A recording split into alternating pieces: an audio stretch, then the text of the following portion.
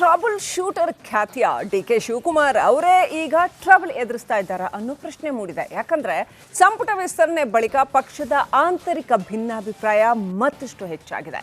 ಮಂತ್ರಿಗಿರಿ ಸಿಗದ ಅನೇಕ ಶಾಸಕರು ಸಿಡಿದೆದ್ದಿದ್ದಾರೆ. ಪರಿಸ್ಥಿತಿ ಹೀಗೆ ಮುಂದುವರೆದರೆ ಏನಾಗಬಹುದು ಅನ್ನೋ ಚಿತ್ರಣ ಇಲ್ಲದೆ.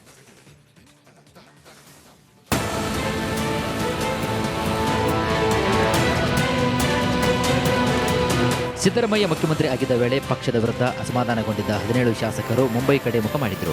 ಆ ಅಷ್ಟು ಶಾಸಕರನ್ನ ವಾಪಸ್ ಕರೆತರುವ ಜವಾಬ್ದಾರಿ ಡಿಕೆಶಿ ಹೆಗಲ ಮೇಲಿತ್ತು. ಆದರೆ ಈಗ ಅದಕ್ಕಿಂತ ದೊಡ್ಡ ಸಮಸ್ಯೆ ಸಿಎಂ ಡಿ.ಕೆ. ಶಿವಕುಮಾರ್ಗೆ ಎದುರಾಗಿದೆ. ಪಕ್ಷದಲ್ಲಿ ಸ್ಫೋಟಗೊಂಡಿರುವಂತಹ ಅಸಮಾಧಾನದ ಜ್ವಾಲೆಯನ್ನ ಶಮನ ಮಾಡುವ ದೊಡ್ಡ ಟಾಸ್ಕ್ ಬಂಡೆಗೆ ಮುಂದಾಗಿದೆ.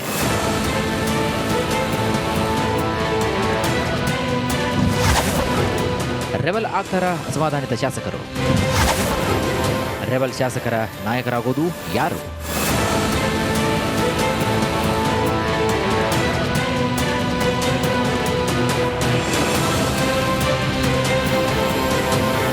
ಒಂದು ಕಡೆಗೆ ಸಚಿವ ಸ್ಥಾನ ಸಿಗದೆ ಆಕ್ರೋಶಗೊಂಡಿರುವಂತಹ ಶಾಸಕರು, ಮತ್ತೊಂದು ಕಡೆಗೆ ಪಕ್ಷದಲ್ಲಿ ಸ್ಥಾನಮಾನ ಸಿಗುತ್ತಿಲ್ಲ ಅಂತ ಬೇಸರ ಹೊರಹಾಕ್ತಿರುವಂತಹ ಕಾರ್ಯಕರ್ತರು. ಇವರ ನಡುವೆ ಪಕ್ಷವನ್ನು ಬಿಟ್ಟು ಬೇರೆ ಪಕ್ಷ ಸೇರೋದಾಗಿ ಪರೋಕ್ಷವಾಗಿ ಎಚ್ಚರಿಕೆ ನೀಡುತ್ತಿರುವಂತಹ ಕೆಲವೊಂದಿಷ್ಟು ನಾಯಕರು. ಹೀಗೆ ಈ ಮೂರು ತಂಡವನ್ನು ತಣ್ಣಗಾಗಿಸುವ ಬೃಹತ್ ಟಾಸ್ಕ್ ಈಗ ಡಿ.ಕೆ. ಶಿವಕುಮಾರ್ ಮುಂದಿದೆ.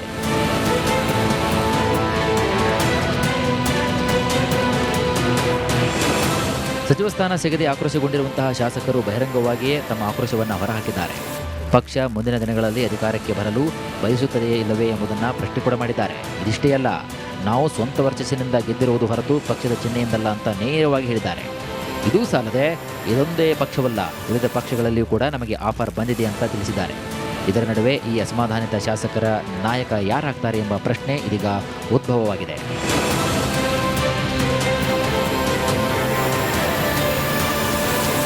ಒಂದು ವೇಳೆ ಪಕ್ಷದ ಮೇಲೆ ಅಸಮಾಧಾನಗೊಂಡಿರುವಂತಹ ಸುಮಾರು 30ಕ್ಕೂ ಅಧಿಕ ಶಾಸಕರು ಒಂದಾದರೆ ಪಕ್ಷಕ್ಕೆ ದೊಡ್ಡ ಹೊಡೆತ ಬೀಳಲಿದೆ.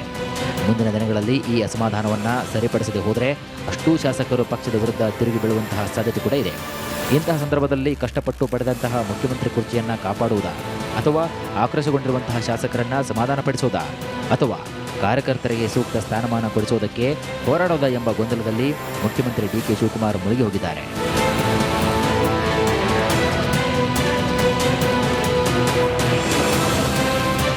ಒಂದು ವೇಳೆ ಈ ಅಸಮಾಧಾನಿತರ ಗುಂಪಿಗೆ ನಾಯಕತ್ವ ಸಿಕ್ಕಿದ್ದೇ ಆದರೆ ಕಾಂಗ್ರೆಸ್ಗೆ ಮುಂದಿನ ಚುನಾವಣೆಗಳಲ್ಲಿ ದೊಡ್ಡ ಹೊಡೆತ ಬೀಳುವುದಂತೂ ಪಕ್ಕಾ.